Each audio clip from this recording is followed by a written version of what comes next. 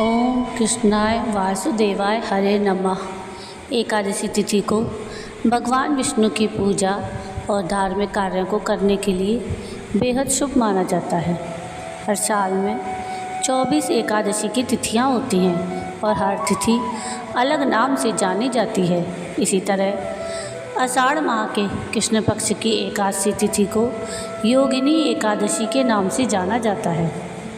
साल 2025 में जून के महीने में योगिनी एकादशी का व्रत रखा जाएगा। तो आइए जानते हैं योगिनी एकादशी व्रत की तिथि, पूजा मुहूर्त और योगिनी एकादशी से जुड़ी कुछ खास बातें और योगिनी एकादशी की व्रत कथा। राधे राधे। विजडम चैनल में आप सबका स्वागत है। हिंदू पंचांग के अनुसार आषाढ़ मास के कृष्ण पक्ष की एकादशी 21 जून की सुबह 7:21 पर शुरू होगी। वहीं एकादशी तिथि 22 जून की सुबह 4:30 पर समाप्त हो जाएगी। ऐसे में उदया तिथि को ध्यान में रखते हुए 21 जून को योगिनी एकादशी का व्रत रखा जाएगा। एकादशी के दिन पूजा का शुभ मुहूर्त सुबह 7:21 से 7:41 तक रहेगा। इसके अलावा आप सुबह ब्रह्म मुहूर्त में भी पूजा कर सकते हैं। दोपहर 2:44 से 3:40 तक विजय मुहूर्त रहेगा। इस दौरान भगवान विष्णु के मंत्रों का जाप और ध्यान करने से आपको शुभ फलों की प्राप्ति होगी। धार्मिक शास्त्रों के अनुसार योगिनी एकादशी का व्रत रखने से 88,000 ब्राह्मणों को भोजन कराने जितना पुण्य प्राप्त होता है। इस व्रत का पालन करने वाला इस लोक और परलोक में परम पद को प्राप्त होता है। योगिनी एकादशी के व्रत में भगवान विष्णु को मौसमी फल, पीले पुष्प और तुलसी अवश्य अर्पित करनी चाहिए। तुलसी के पत्ते आपको एक दिन पहले ही तोड़कर रख लेने चाहिए। इस दिन मूंग, गेहूँ, उड़द, जौ, चना, बाजरा और चावल भी पूजा स्थल पर रख लेना बेहद शुभ माना जाता है। योगिनी एकादशी की पूजा में भगवान विष्णु के साथ माता लक्ष्मी की पूजा भी आपको अवश्य करनी चाहिए। इस दिन भजन कीर्तन के साथ भगवान विष्णु के मंत्रों का जाप भी आप कर सकते हैं। ऐसा करने से आपको न केवल सुख समृद्धि प्राप्त होगी बल्कि आत्मिक रूप से भी आप उत्थान प्राप्त करते हैं। योगिनी एकादशी व्रत का पालन दशमी तिथि की शाम से ही शुरू हो जाता है। दशमी को गेहूँ, मूंग, जौ और नमक का सेवन ना करें। एकादशी की सुबह स्नान कर व्रत का संकल्प लें। पूजा स्थल पर एक कलश में जल भरकर रखें और भगवान विष्णु की प्रतिमा या तस्वीर के सामने दीपक जलाएं। उसके बाद भगवान विष्णु को पुष्प, फल और तुलसी अर्पित करें। विष्णु सहस्त्र नाम या ओम नमो भगवते वासुदेवाय मंत्र का जाप करें। अंत में आरती करें और भोग अर्पित करें। भोग में तुलसी का पत्ता जरूर रखें, इससे पूजा पूर्ण मानी जाती है। योगिनी एकादशी के व्रत अत्यंत फलदायी बताया गया है। इस दिन व्रत रखने और भगवान विष्णु की पूजा करने से 88,000 ब्राह्मणों को भोजन कराने के बराबर पुण्य प्राप्त होता है।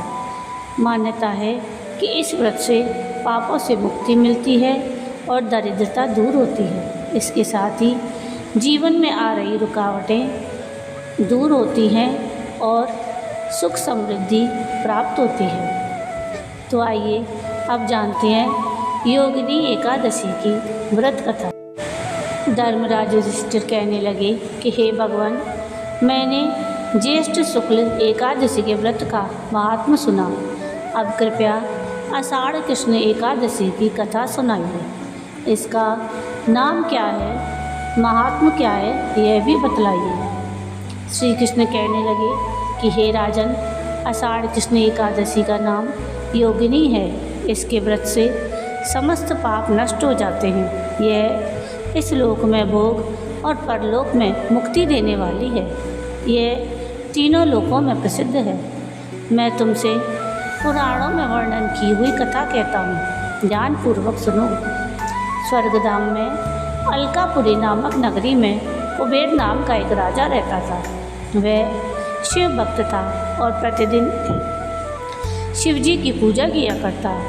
हेम नाम का एक माली पूजन के लिए उसके यहाँ फूल लाया करता था। हेम की विशालाक्षी नाम की एक सुंदर स्त्री थी। एक दिन वह मानसरोवर से पुष्प तो ले आया, लेकिन कामासक्त होने के कारण वह अपनी स्त्री से हास्य विनोद और रमण करने लगा। इधर राजा उसकी दोपहर तक राह देखता रहा। अंत में राजा कुबेर ने सेवकों को आज्ञा दी कि तुम लोग जाकर माली के न आने का कारण पता करो, क्योंकि वह अभी तक पुष्प लेकर नहीं आया। सेवकों ने कहा कि महाराज, वह पापी अति कामी है, अपनी स्त्री के साथ हास्य विनोद और रमण कर रहा होगा। यह सुनकर कुबेर ने क्रोधित होकर उसे बुलाया। हेम माली राजा के भय से कांपता हुआ उपस्थित हुआ। राजा कुबेर ने क्रोध में आकर कहा कि अरे पापी, नीच, कामी, तूने मेरे परम पूजनीय ईश्वरों के ईश्वर श्री शिव जी का अनादर किया है, इसलिए मैं तुझे श्राप देता हूँ कि तू स्त्री का वियोग सहेगा और मृत्यु लोक में जाकर कोढ़ी होगा। कुबेर के श्राप से हेम माली का स्वर्ग से पतन हो गया और वह उसी क्षण पृथ्वी पर गिर गया। भूतल पर आते ही उसके शरीर में श्वेत कोढ़ हो गया। उसकी स्त्री भी उसी समय अंतर्ध्यान हो गई। मृत्यु लोक में आकर माली ने महान दुख भोगे। भयानक जंगल में जाकर बिना अन्न और जल के भटकता रहा।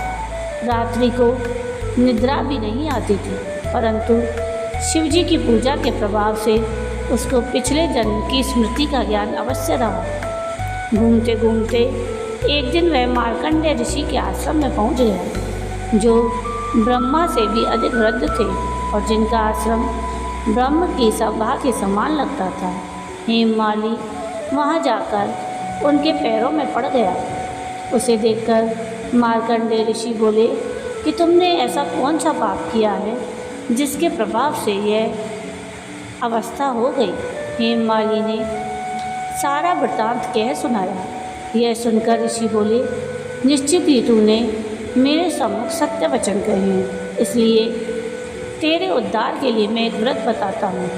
यदि तू आषाढ़ मास के कृष्ण पक्ष की योगिनी नामक एकादशी का विधि पूर्वक व्रत करेगा तो तेरे सारे पाप नष्ट हो जाएंगे। यह सुनकर हेम माली ने अत्यंत प्रसन्न होकर मुनि को साष्टांग प्रणाम किया। मुनि ने उसे स्नेह के साथ उठाया। हेम माली ने मुनि के कथनानुसार विधि पूर्वक योगिनी एकादशी का व्रत किया।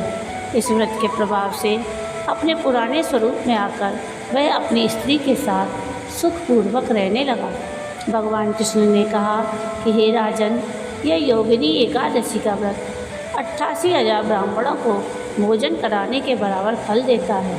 इसके व्रत से समस्त पाप दूर हो जाते हैं और अंत में स्वर्ग की प्राप्ति होती है। तो ये थी योगिनी एकादशी के व्रत की तिथि, उसकी विधि और व्रत कथा।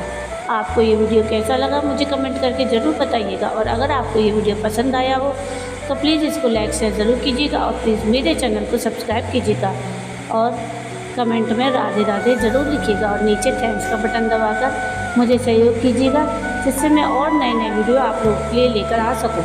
वीडियो पूरा देखने के लिए थैंक यू। राधे राधे।